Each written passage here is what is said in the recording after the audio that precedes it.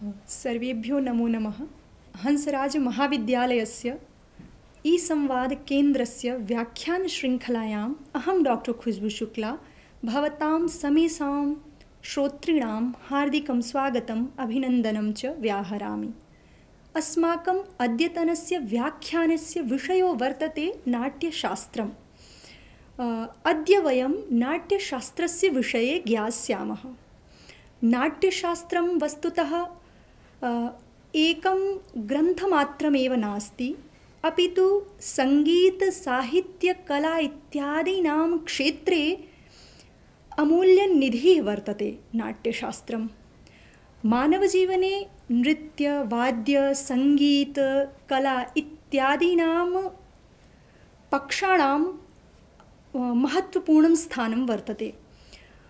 एतेषां विना मानवजीवनं तु पशुवत् वर्तते इति अस्माकं प्राचीनैः आचार्यैः उद्धृतमस्ति। यथा भर्तृहरिणा स्वयमेव उच्यते यत् साहित्यसङ्गीतकलाविहीनः साक्षात् पशुपुच्छविषाणहीनः। अर्थात् येषां जीवने साहित्यं नास्ति, सङ्गीतं नास्ति, कला नास्ति, नृत्यं नास्ति, वाद्यं नास्ति, तर्हि तेषां जीवनं तु पशुवदस्ति। तादृशः पशुः यस्य पार्श्वे न तु पुच्छमस्ति न तु विषाणमस्ति। अधुना अहं अधिकाधिक श्रोतॄणाम् अवगमनाय, छात्राणाम् अवबोधनाय हिंदीभाषया एव स्वविषयं प्रस्तोष्यामि। तो जैसा कि हम बात कर रहे थे कि साहित्य, संगीत और जो ललित कलाएं हैं वो जिनके जीवन में नहीं है, उनके विषय में हमारे आचार्यों ने कहा है कि उनका जीवन तो साक्षात पशु के समान है। वो भी कैसा पशु? जिसके न तो पूँछ होती है और ना ही सींग होती है। वो भी एक हास्यास्पद स्थिति में जो होता है, ऐसे पशु के समान वो व्यक्तित्व होते हैं जिन्हें न तो संगीत में रुचि है, न साहित्य में रुचि है, न अन्य कलाओं में रुचि है। तो इसलिए इसी महत्ता को देखते हुए जो हमारा प्राचीन ग्रंथ है नाट्यशास्त्र, उसके विषय में आज हम बात करेंगे, क्योंकि यह ग्रंथ इन सभी कलाओं की निधि है, इन सभी कलाओं की विरासत है और धरोहर है। तो हमारे जो विश्वविद्यालय हैं, महाविद्यालय हैं या अन्य जो प्रतियोगी परीक्षाएं हैं, उन सभी स्थलों पर नाट्यशास्त्र किसी न किसी रूप में रखा गया है, उसे पढ़ाया जाता है। तो इसलिए आज का विषय जो है नाट्यशास्त्र, यह मेरे द्वारा चयनित किया गया है। नाट्यशास्त्र जो है भारतीय ज्ञान परंपरा के एक बहुत ही महत्वपूर्ण स्तंभ के रूप में हमारे सामने प्रस्तुत होता है कि नाट्यशास्त्र में हमारी ज्ञान परंपरा के जो अनेक पक्ष हैं, संगीत हो, वाद्य हो, नृत्य हो, अभिनय हो, स्टेज हो, थिएटर हो, इस तरीके के जो अनेक पक्ष हैं वो सभी बहुत ही विस्तृत रूप में वर्णित हैं। तो इसलिए नाट्यशास्त्र जो हमारा ग्रंथ है वो आज भी उतना ही प्रासंगिक और उपादेय सिद्ध होता है। तो नाट्यशास्त्र, इस सामासिक पद को जब हम देखते हैं तो हमें इसमें दो शब्द दृष्टिगत होते हैं, नाट्य और शास्त्र। तो सर्वप्रथम हम नाट्य शब्द को जानेंगे। तो नाट्य को यदि हम सामान्य शब्दों में इसका अर्थ करें तो नाट्य का तात्पर्य हो गया नाटक, ड्रामा। लेकिन यदि हम संस्कृत शास्त्र जो नाट्य इस शब्द की व्याख्या करते हैं उस पर जाएं तो इसकी एक विशद व्याख्या हमारे सामने प्रस्तुत होती है। और इसका जो क्षेत्र है वो भी नाटक के अतिरिक्त अन्य विधाएं भी हैं जो कि नाट्य के अंतर्गत आती हैं, उनको हम जानेंगे। तो सबसे पहले इसके लक्षण को देखते हैं। तो भरत मुनि ने नाट्यशास्त्र में ही नाट्य का लक्षण देते हुए कहा है कि नाट्यम भावानुकीर्तनम, अर्थात इस संसार में जितने भी भाव हैं, इस जगत में जितने भी भाव हैं, अच्छे बुरे, इन सभी भावों का अनुकीर्तन करना, अनुकरण करना, अनुसरण करना ही नाट्य है। इसी तरीके से धनंजय ने भी कुछ इससे मिलता जुलता ही लक्षण अपने ग्रंथ 10 रूपक में दिया है। अवस्थानुकृतिर नाट्यम, अर्थात अवस्थाओं की अनुकृति ही नाट्य है। तो जो अनुकर्ता होते हैं, जैसे नट नटी इत्यादि, वो राम रावण सीता इत्यादि ये जो उनके अनुकार्य हैं, जब इनकी इन अवस्थाओं का अपने ऊपर उनका अनुकरण करते हैं, इन अवस्थाओं का अनुसरण करते हैं, तो ये जो विधा होती है, इसका जो मंचन होता है, उसे नाट्य इस संज्ञा से अभिहित किया जाता है। नाट्य के अन्य पर्याय भी हमें संस्कृत साहित्य में देखने को मिलते हैं, जैसे कि इसे रूप भी कहा जाता है। रूपम दृश्यतया उच्यते, ऐसा धनंजय ने अपने 10 रूपक में नाट्य को परिभाषित करते हुए कहा है कि नाट्य का जो एक पर्याय है रूप, उसकी परिभाषा देते हैं, रूपम दृश्यतया उच्यते, अर्थात इसे रूप भी कहते हैं। क्यों कहते हैं रूप? क्योंकि इसे देखा जाता है, दृश्यतया है ये, इसके अभिनय को हम देख सकते हैं, ये दृश्य काव्य है, इसलिए इसे रूप भी कहते हैं।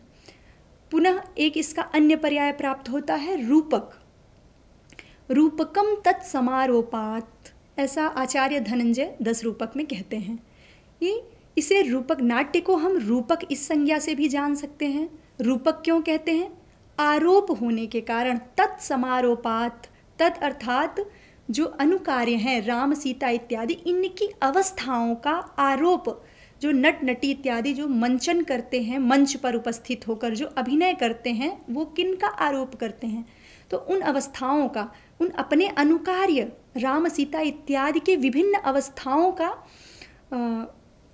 आरोप वो स्वयं के ऊपर कर लेते हैं, इसलिए इस विधा को हम रूपक इस नाम से भी जानते हैं।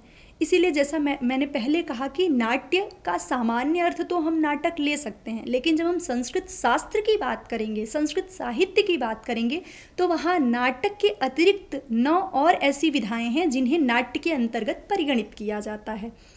तो नाटक सहित 9 अन्य विधाओं को लेकर उन्हें 10 रूपक की संज्ञा दी गई है। रूपक क्यों कहते हैं, इसका हम पहले वर्णन कर चुके हैं। तो रूपकम तत्समारोपात, इन 10 विधाओं में जो है राम सीता इत्यादि जो अनुकार्य हैं, नट नटी जिनका अनुकरण करते हैं, जिनकी अवस्थाओं का अनुकरण करते हैं, उन सभी की अवस्थाओं का वो स्वयं के ऊपर आरोप कर लेते हैं, इसलिए इन 10 विधाओं में रूपकत्व प्राप्त होता है। तो ये 10 विधाएं कौन कौन सी हैं, अब हम इनको जानेंगे। नाटकमथ प्रकरणम भाण व्यायोग समवकार डिमाह इहा मृगांक वीथ्य प्रहसनमिति रूपकाणि 10। तो ये 10 रूपक हमें प्राप्त होते हैं। कौन कौन से? नाटक, प्रकरण, प्रहसन, डिम, व्यायोग, समवकार, इहा मृग, वीथी, अंक और भाण, ये इस तरीके से हमें 10 रूपक प्राप्त होते हैं। और इस प्रकार हम आगे बढ़ते हैं तो जो हमने देखा था नाट्य शास्त्र, इसमें प्रथम शब्द तो था नाट्य, जिसका हम लक्षण इत्यादि जान चुके हैं। अब दूसरा शब्द है शास्त्र। शास्त्र किसे कहते हैं? शिष्यते अनेन इति शास्त्रम। शास धातु से ष्ट्रन प्रत्यय लगकर यह शब्द सिद्ध होता है। जिसके द्वारा शासित किया जाता है, जिसके द्वारा अनुशासित किया जाता है, उसे हम शास्त्र कहते हैं।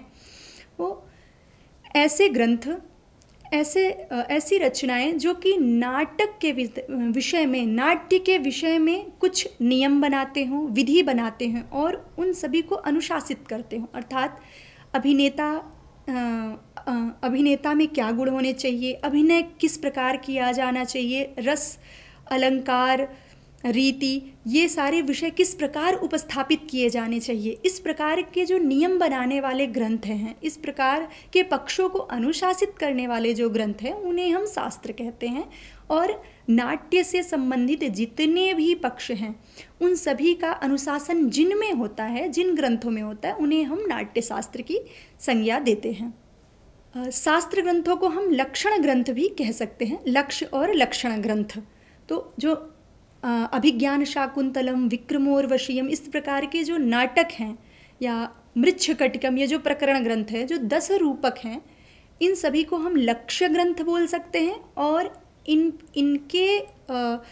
इनके जो संवाद हो गए, कथा वस्तु हो गए, नेता हो गया, रस हो गया, इन सभी के विषय में जो नियम बनाने वाले ग्रंथ हैं, जैसे कि नाट्यशास्त्र, धनंजय का 10 रूपक या अन्य जो भी ग्रंथ हैं उन्हें हम लक्षण ग्रंथ की श्रेणी में रख सकते हैं। तो इस प्रकार नाट्य शास्त्र, इन 2 शब्दों का अर्थ हमने जाना कि ये किन विषयों को परिभाषित करते हैं। अब हम नाट्य शास्त्र के इतिहास के विषय में जानेंगे। वस्तुतः नाट्य शास्त्र का सर्व प्राचीन जो उपलब्ध ग्रंथ है वो तो भरत मुनि का नाट्य शास्त्र ही है। इससे पूर्व के ग्रंथ कहीं कहीं उनकी किसी ग्रंथों में चर्चा तो मिलती है, किंतु उनके विषय में प्रामाणिक तथ्य उपलब्ध नहीं होने से जो प्रथम नाट्य शास्त्र का ग्रंथ उपलब्ध ग्रंथ माना जाता है वो नाट्य शास्त्र है। लेकिन इसके बाद जो इस शास्त्र परंपरा का जो विकास हुआ, जो विकासक क्रम है, उसमें अन्य ग्रंथों का भी अपना योगदान रहा है। तो हम उन ग्रंथों के विषय में भी, हम उन ग्रंथ और ग्रंथकारों के विषय में भी यहाँ संक्षिप्त से थोड़ा उनका नाम इत्यादि जानेंगे। जैसे कि नाट्य शास्त्र के बाद अभिनय दर्पण, अभिनय दर्पण जो कि नंदिकेश्वर का है। तत्पश्चात 10 रूपक जो कि आचार्य धनंजय का है। श्रृंगार प्रकाश जो कि भोज का है। तदनंतर नाट्य दर्पण जो कि रामचंद्र एवं गुणचंद्र का है। तत्पश्चात भाव प्रकाशन जो कि शारदा तनय का है, और इसके साथ ही साथ साहित्य दर्पण जो कि आचार्य विश्वनाथ का है। ये सारे ग्रंथ नाट्य शास्त्र की परंपरा को विकसित करते हैं, विस्तृत करते हैं और उपबृंहित करते हैं। तो इस प्रकार से ये इसका एक विकासक क्रम हमें देखने को मिलता है। नाट्य शास्त्र का परिचय, अब हम इस विषय पर थोड़ी चर्चा करेंगे। तो नाट्य शास्त्र के जो ग्रंथ है आचार्य भरत मुनि के द्वारा विरचित है, और सर्वप्रथम 1865 ईस्वी में एक पाश्चात्य विद्वान थे डॉक्टर फ्रेडरिक हॉल, जिनके द्वारा नाट्यशास्त्र की एक हस्तलिखित प्रति जो है प्रकाशन में लाई गई। इसमें नाट्यशास्त्र के संपूर्ण अध्याय नहीं थे, इसमें नाट्यशास्त्र के कुछ अध्याय, संभवतः 4 अध्याय प्राप्त होते हैं। उसके बाद 1884 ईस्वी में निर्णय सागर प्रेस मुंबई के द्वारा नाट्यशास्त्र के समस्त अध्यायों के साथ इसका प्रकाशन किया जाता है। लेकिन उस प्रकाशन में भी समस्या ये थी कि उसमें जो है पाठभेद अत्यधिक प्राप्त होते हैं। उसके अतिरिक्त अन्यत्र भी कई प्रकाशन स्थलों से नाट्यशास्त्र की प्रतियां प्रकाशित होती हैं, लेकिन उनमें भी पाठभेद की समस्या अत्यधिक थी। तो इस प्रकार उसको भी पाठकों के समक्ष, पाठकों को पढ़ने में अत्यधिक कठिनाई का सामना करना पड़ रहा था। तो इसी विकासक क्रम में गायकवाड़ ओरिएंटल सीरीज बड़ौदा, यहाँ से नाट्यशास्त्र की जो पुस्तक है वो अभिनव गुप्त की अभिनव भारती टीका सहित प्रकाशित होती है, और इसमें समस्त उसके पूर्व जितने भी पाठ भेद प्रकाशित हुए थे नाट्यशास्त्र के, उन समस्त पाठ्य भेदों सहित यह पुस्तक प्रकाशित होती है नाट्यशास्त्र की, जिसमें कि संपूर्ण 36 अध्याय नाट्यशास्त्र के उपलब्ध होते हैं। और नाट्यशास्त्र के ऊपर अभिनव गुप्त की जो अभिनव भारती टीका है वह भी यहाँ से जो प्रकाशित हुई नाट्यशास्त्र की प्रति है उसमें उसका भी परिगणन किया गया है। तो इस प्रकार हम नाट्यशास्त्र कैसे प्रकाश में आया, कैसे प्रकाशन में आया, हमने इस विषय को थोड़ा स्पर्श किया। अब हम देखेंगे कि नाट्यशास्त्र को पंचम वेद की संज्ञा दी गई है। ऐसा क्यों कहा गया? नाट्यशास्त्र को पंचम वेद इसलिए कहा गया है कि नाट्य शास्त्र में प्रायः जो चतुर्वेद हैं, जो हमारे 4 वेद हैं, ऋग्वेद, यजुर्वेद, सामवेद और अथर्ववेद, इन सभी वेदों से कोई न कोई तत्व ग्रहण किया गया है। जैसे कि ऋग्वेद से पाठ्य अर्थात जो संवाद शैली है, जो हमारे रूपकों की संवाद शैली है, उसको ग्रहण किया गया है। सामवेद से गान को ग्रहण किया गया है। यजुर्वेद से अभिनय को और अथर्ववेद से रस को ग्रहण किया गया है। अब इन समस्त से, इन चारों वेदों से इन्हीं 4 तत्वों को क्यों ग्रहण किया गया है, हम इस पर थोड़ी चर्चा करेंगे। ऋग्वेद में चूंकि आख्यान सूक्तों की अधिकता है, आख्यान में संवाद होते हैं, परस्पर संभाषण होता है, संवाद होता है, तो इसलिए ऋग्वेद से पाठ्य को ग्रहण किया, यानी कथा वस्तु को, हमारा संवाद कैसा हो, स्टोरी लाइन जो हमारी होती है वो सबसे महत्वपूर्ण होती है। इसलिए जो प्रथम वेद ऋग्वेद है वहाँ से पाठ्य को ग्रहण किया गया, क्योंकि जो संवाद के बीज तत्व थे वह ऋग्वेद में उपलब्ध थे। इसलिए ऋग्वेद से पाठ्य को ग्रहण किया गया है। तत्पश्चात सामवेद से गान का ग्रहण किया गया। गीत, अब जो हमारे रूपक हैं, जो नाट्य हैं, नाटक हैं, उनमें संगीत का भी अत्यधिक महत्व है। तो जो सामवेद था उसमें गीत के तत्व, गान के तत्व पहले से उपलब्ध थे, तो इसलिए सामवेद से गान तत्व को लिया गया है। फिर हम आते हैं यजुर्वेद से अभिनय को लिया गया। तो यजुर्वेद से ही अभिनय को क्यों लिया जाता है, अन्य वेद से क्यों नहीं लिया गया? इसका भी कारण है, क्योंकि यजुर्वेद में जो हमारे यज्ञ के क्रियाकलाप होते हैं उनमें जो हमारी हाथ की मुद्राएं हैं, या जो हमारा आंगिक जो हमारी विभिन्न प्रकार की मुद्राएं बनती हैं, उनसे अभिनय का कॉन्सेप्ट आता है। इसलिए यजुर्वेद से अभिनय को लिया गया है, अभिनय नामक तत्व को ग्रहण किया गया। फिर जो अथर्ववेद है वहाँ से रस को ग्रहण करते हैं। तो इस प्रकार हम देखते हैं कि जो हमारे चारों वेद हैं उनसे इन चार तत्वों को ले करके पंचम वेद की रचना की गई, जिसे कि नाट्य शास्त्र की संज्ञा दी गई है। कहा भी गया है, जग्राह पाठ्यम ऋग्वेदात् सामभ्योगीतमेव च यजुर्वेदात् अभिनयान रसानथर्वणादपि। तो इस प्रकार से इन चारों वेदों से चार तत्वों को ग्रहण करके एक पंचम वेद की रचना नाट्य शास्त्र की जाती है। अब हम आगे देखेंगे कि नाट्य शास्त्र की विषय वस्तु क्या है। वस्तुतः नाट्य शास्त्र में 36 अध्याय हैं और 6000 श्लोक हैं। इसी कारण से इसे षट साहस्री संहिता भी कहा जाता है। अब इन समस्त ये जो 36 अध्याय हैं, इनमें अभिनय की जो बारीकियां हैं, जो उनके गुण हैं, मुद्राओं की जो सूक्ष्माति सूक्ष्म वर्णन है, नाट्य का क्या प्रयोजन है, नाट्य का क्या लक्षण है, नेता किस प्रकार से होना चाहिए, अभिनेता के गुण कौन कौन से होने चाहिए, हमें नाटकों में पात्रों का चयन करते समय किन किन विषयों का ध्यान रखना चाहिए।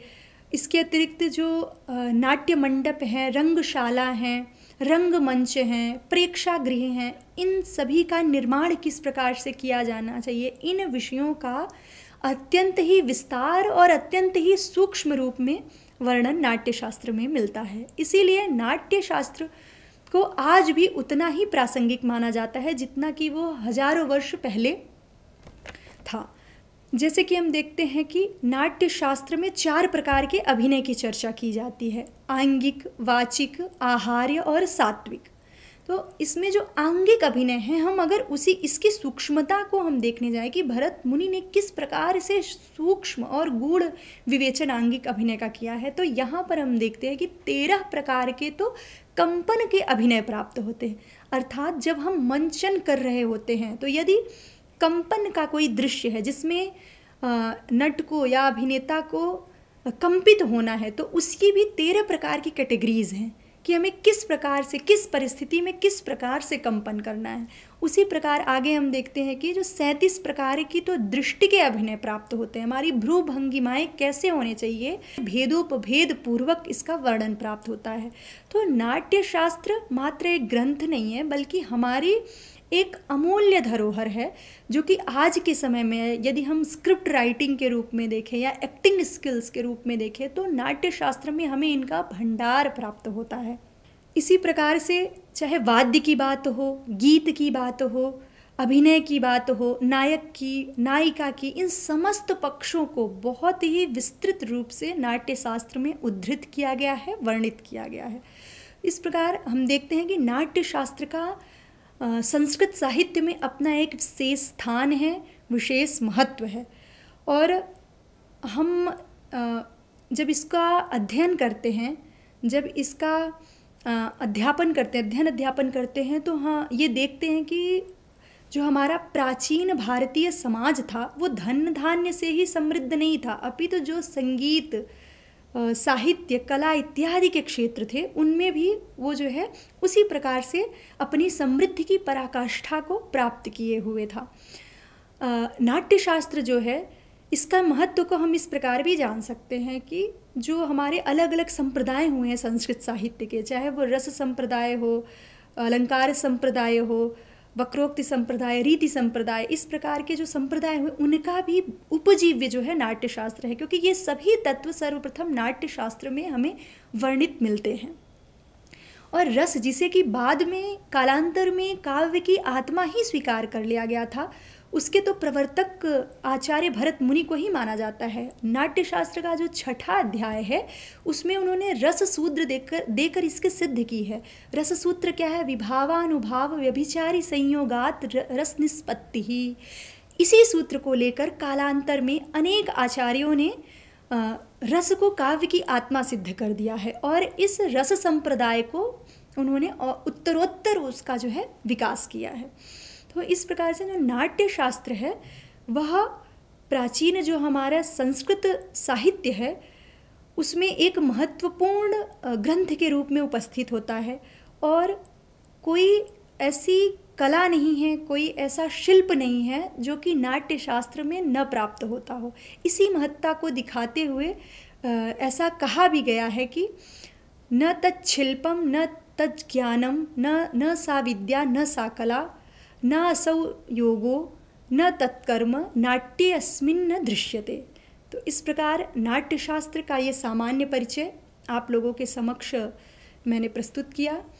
और नाट्यशास्त्र जो है आचार्य भरत मुनि और उनका जो ग्रंथ नाट्यशास्त्र, ये इसका अपना एक संस्कृत साहित्य में महत्वपूर्ण स्थान है और यह चिर पुरातन ही नहीं है अपितु चिर नवीन भी है और आज भी उसी प्रकार प्रासंगिक बना हुआ है यह ग्रंथ, जिस प्रकार वो